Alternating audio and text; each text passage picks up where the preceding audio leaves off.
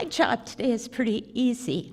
As Reverend Edward told you last week, we're in a very special time, of this community.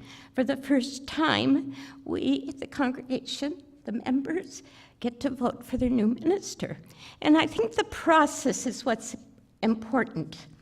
But I have an easy job today because we know our guest speaker who is candidating. He's our second candidate.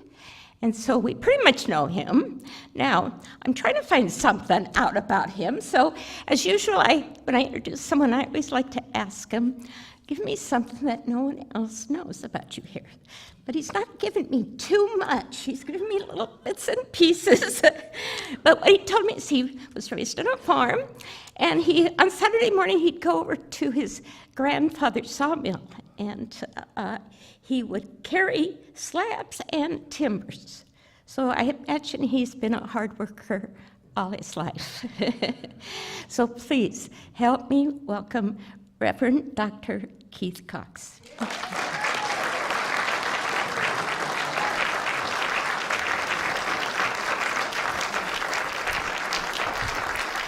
Thank you. Thank you, Reverend Tricia.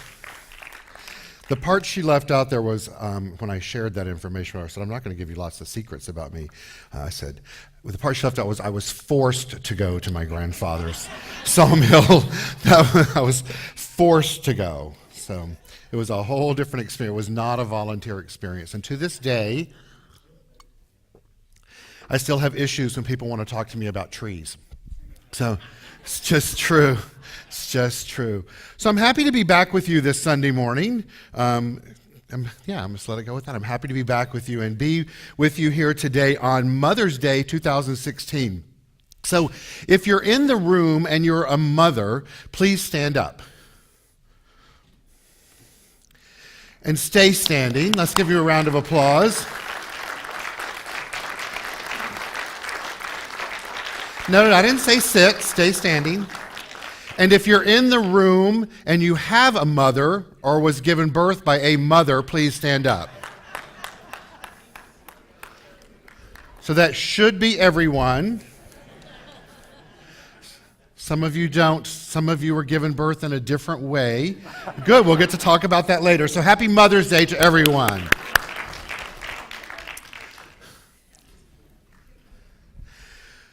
So the title of my message this morning is Nurturing Our Divinity, Mother's Day 2016. I want us to look this morning at the concept of both nurturing and divinity on this Mother's Day. In the Science of Mind textbook, the divine nature is defined in this way, and that's what our divinity is. It's our divine nature. Divine nature is the nature of all things, period. That's how he defines it. It's the nature of all things, period. Well, what does that mean in the context of what we're addressing this morning in regards to me being a candidate for the Center for Spiritual Living Los Angeles new senior minister or spiritual leader?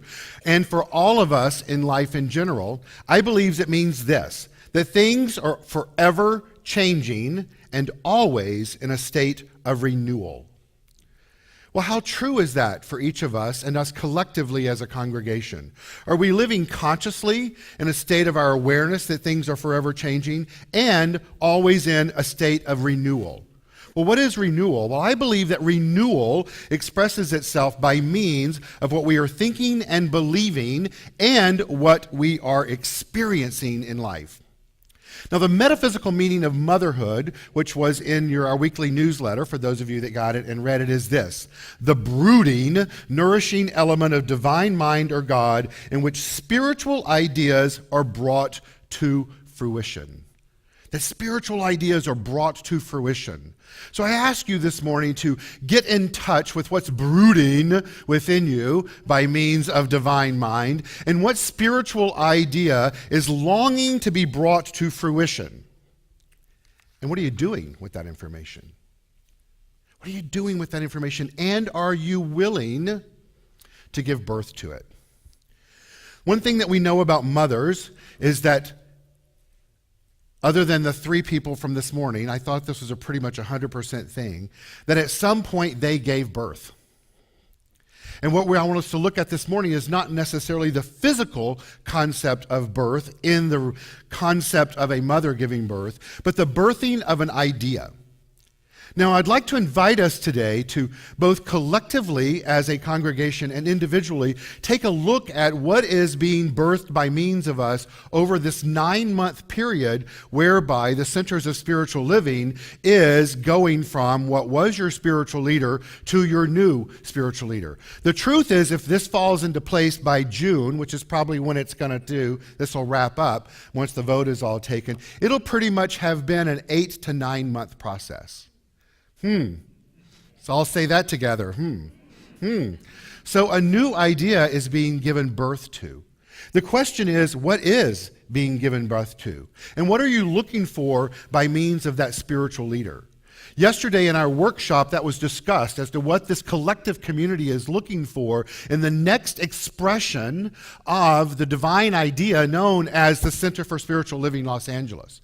And it was interesting. We did a process of releasing that which was, blessing with a great sense of gratitude the spiritual leaders that have come before, and everything that's brought us to this very moment.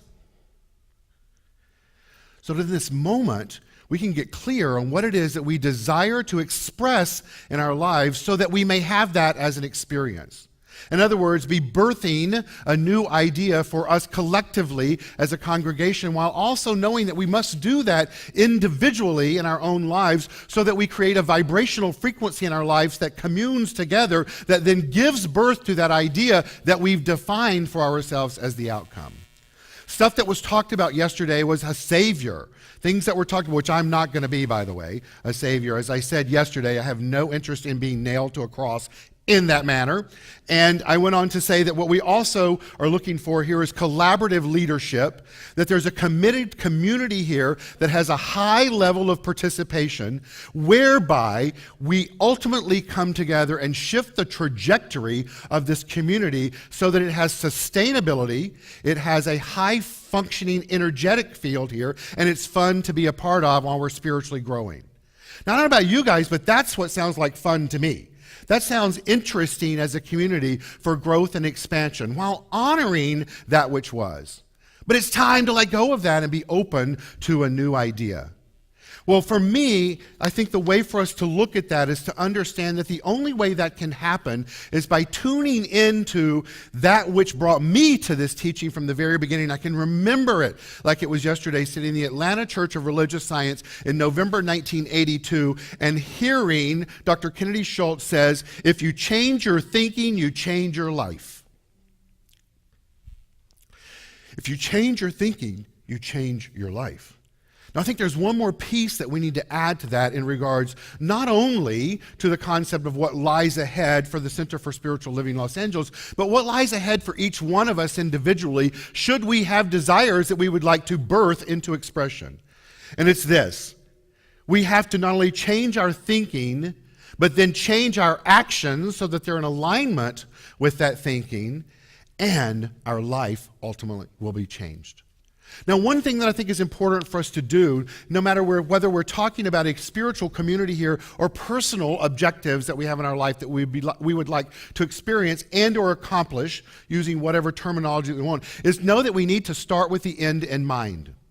We need to get clear on what it is that we want to experience so that we can develop the consciousness of that which we need to express so that we have the experiences that we desire, and we must define that in our mind without being attached to it. In our teaching, which many of you are very familiar with the process of spiritual mind treatment, we were all taught to not outline what we wanted the end result to be. Yet while at the same time, knowing that the power of decision is vitally important, that we must decide what it is that we desire to experience. What came up for us yesterday that this community desires to experience are more events where there is a collaborative community that's coming together enjoying our company. It's time to have more fun. We had a lot of fun yesterday. Would you guys agree with that? Yes. We played a bingo game where you got to ask people really interesting, bizarre questions. And if you got number 5, you won. Several got 5.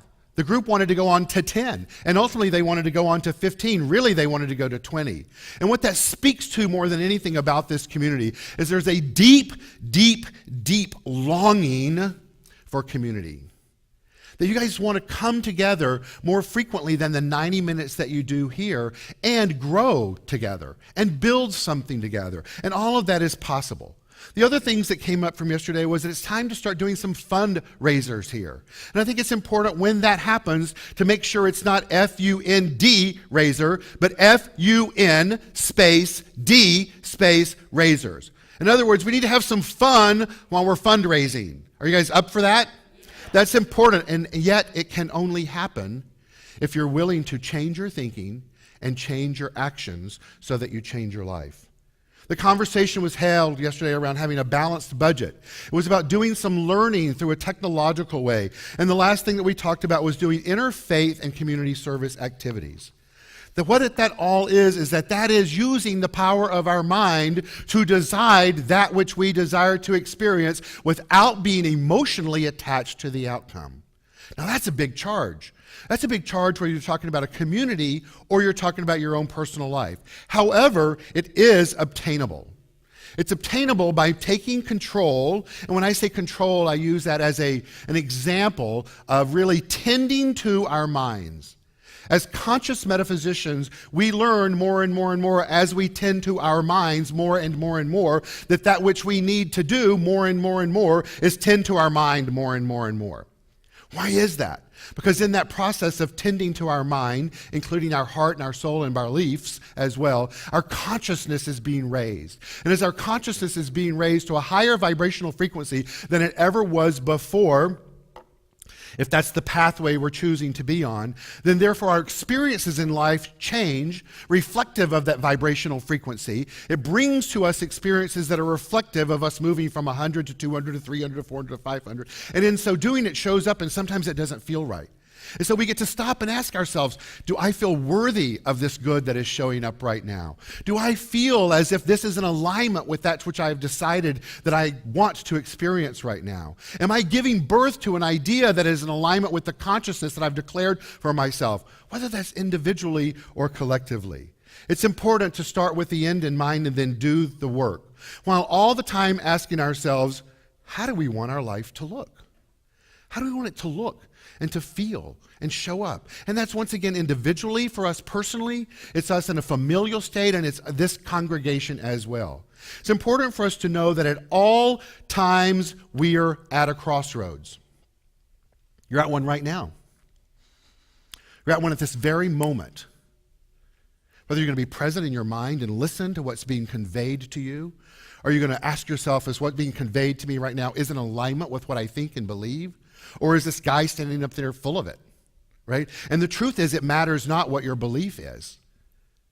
From my perspective, what matters is, does it line up with your own belief system? Does it line up with what your desired outcome is?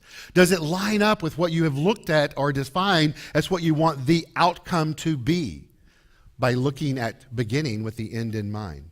The truth is whether we're looking for weight loss in a personal experience, to be drinking less in life, or have better spending habits, or giving more of our financial good as well as our emotional good, or as a collective where this congregation really is ready to put your nose to the grindstone, get your elbows a little bit dirty, and show up more than ever before, because that is what's going to be required for what's to come, we're at a crossroads. We're at a crossroads. And the question is, what are you going to do at the crossroads? Are you going to take the road, the pathway of least resistance, and that which feels comfortable and easy? We talked yesterday about how this congregation is so akin and comfortable with sitting in the same seats every single Sunday. How many of you are doing that? No judgment. But how many of you are not? There's some from yesterday that decided to sit in a new seat. Why is it important to do that? Not just because you can put your tushy in a cushy place in a new way, but because you're willing to try something new. That's what it's about. It's about trying something new and doing so knowing that you're participating in the collective conscious energy and how it's unfolding and what will be the result of that once you do so. What's important for us to understand as Dr. Ernest Holmes tells us, is that one of the most important things to remember is that we are always causing something to be created for us. Always. It's the theme of the weekend. If you were here yesterday, technology's talking to us. That's a sign from God. We should be live streaming. We should be doing classes on Zoom.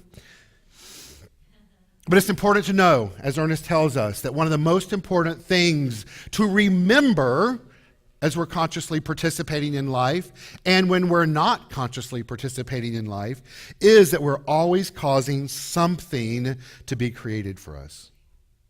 And it's important for us to understand and ask ourselves constantly, what are we thinking?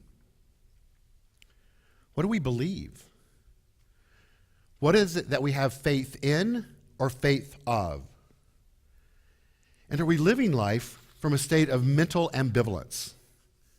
Because if we're living life from a state of mental ambivalence, we're getting a life experience that is reflective of ambivalence. But ladies and gentlemen, and everything in between and beyond, on this day, May 8th in 2016, we are indeed at a crossroads. We're at a crossroads for the next 2 to 3 weeks that you guys get to vote and decide on what you want your spiritual community to look like and to feel like. And is your spiritual leader important in that piece? Absolutely, it's important in that piece. But it's not the only cog in the wheel. As we talked about yesterday, for this community to sustain and thrive and grow, it is time for a new paradigm. It's time for a new paradigm both in the physical sense. It's time for a new paradigm in the emotional sense, meaning it's time to let go of what was and be open to what can be. It's time for a new paradigm from a financial sense, and it's time for a new paradigm from a commitment perspective. Because the truth is, as was said from the board meeting or the membership meeting here about 2 months ago, is that if you stay on the same trajectory that you've been on for the last 7 years, the lifespan here is 5 years max. However, you're at a crossroads. An opportunity exists here. By coming together as a collaborative, committed, conscious, aware, dedicated community, working with shared leadership, the ship can be turned. And it only takes a couple of steps in a different direction. Those steps in a different direction truly is that shared leadership. It's choosing to have some fun here. It's choosing to not just share time together 90 minutes on a Sunday or less. It's understanding that for us to grow financially, we must give more. And that may be $2 more, $5 more, $10 more. Not from the perspective that you do it out of guilt, from the perspective that you understand the way this teaching works and that this spiritual home is a reflection of where you find community and spiritual nourishment. And therefore you give to it so that you can experience more and more and more. That's the reason to give. That's what it's all about. And so I ask you today on this day, where do you see the spiritual community when the next spiritual leader comes into play and signs a contract here? The rest of 2016 has 28 weeks left in it. Are you willing to show up different for those 28 weeks? When you add 2017 to that, it goes up to another 52 weeks. And then you add 2018 to that, meaning that ahead of you is 132 weeks in the next time frame of 2.5 years. That's the halfway point for the 5-year mark, ladies and gentlemen. And then if you look at that with 2019, you're at 184 weeks. Does that seem like a lot to you? No, that's a good answer. Imagine how it feels for the person that's going to come up and be your leader, that they know that they potentially have that in front of you. Do you want that person that stands in front of you to be excited to show up on a Sunday morning and everything during the week? Or do you want them to walk up thinking to themselves, oh my God, I wonder if we're going to make it another week? That's not a fun place for a spiritual leader to be. And I want to be really clear, the spiritual leader needs to lead, but they need not be your savior. They need not be your hero. They need to be someone that you're willing to listen to on how to create a new paradigm, and then you participate in the evolution and the expression of that as it unfolds. Because before we know it, 2019 is going to be gone. And guess what comes next? 2020. Can you really wrap your head around what it's going to look like in this room, if this is the place, in 2020? Is it going to be full of vibrant energy and kids running around and young adults here and cameras set up so that technology is working in a modern day way here? That you don't feel bad about pulling your phone out and taking notes and audibly doing it, and whatever the case may be that it looks like. Because the truth is, the future is unfolding whether you consciously participate in it or not. And then before we know it, 2020 is going to be gone, and guess what's going to show up? 2022. That's what's going to show up. Here's the bottom line, ladies and gentlemen, is that whatever the mind of man can conceive and believe, it can achieve. It's important for us to understand that. Think about it for a second and listen to it.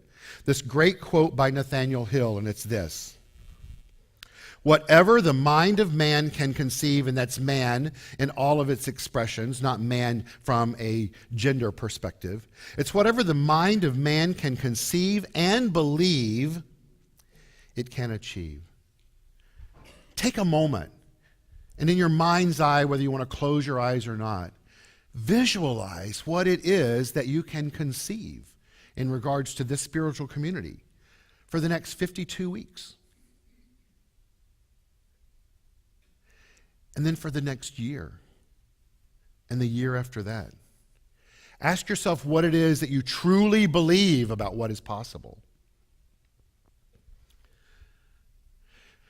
And then give yourself permission in this very, very, very moment to feel what it feels like when you achieve it. Because that's equally as, you can open your eyes if you want, that's equally as important as the mental picture that you create and playing through the creative process. It's equally as important. But the way to do that and to express it and to live it and to draw it forth in our lives is to live in the now. We can only do that by truly living in the very moment that we have right now and be conscious of how we express ourselves, how we feel about ourselves, and what we're willing to give to all of humanity and life itself in front of us. And then if we show up in a way that doesn't feel right, immediately forgive yourself and start the process all over. Because all that we truly ever have is this moment. And beyond this moment, do what we teach in this teaching all the time, which is called spiritual mind treatment. And we've learned in this teaching, an old saying was, treat and move your feet. What it tells us in regards to that which lies ahead, both on a personal level and as a collective as this community is. Our responsibility, should we desire to grow together and to expand and fulfill all of those things that just came up in your mind's eye, is to do our spiritual mind treatment, to play in the realm of mental life for sure. And then have the faith of God, as Ernest Holmes tells us, that it must come to fruition for us. It must, because the universal law is impersonal. It can't fail us. It can't fail us even if we want it to. And then move our feet. Get up off your butt and shake it out in the world. Be a conscious participant in life itself. That's what it's being told. We're being told here. Is to get up and go out and look at our life once we've done our spiritual mind treatment and ask ourselves, am I clear on my consciousness now that the universe is bringing forth to me that which I've decided? And if not, then what do we need to do again? We need to treat. Spiritual mind treatment, affirmative prayer, and then what? Move your feet. Why is that important? Because the future of this center and our individual futures all lie and come down to one thing. It is up to you. You get to decide what it is that you want. Decide something for yourself that brings you lots of pleasure, that brings you peace, that brings you joy, and on many, many, many, many, many levels is uncomfortable for you, because it's on that discomfort edge that we grow. Thank you and have a great Sunday.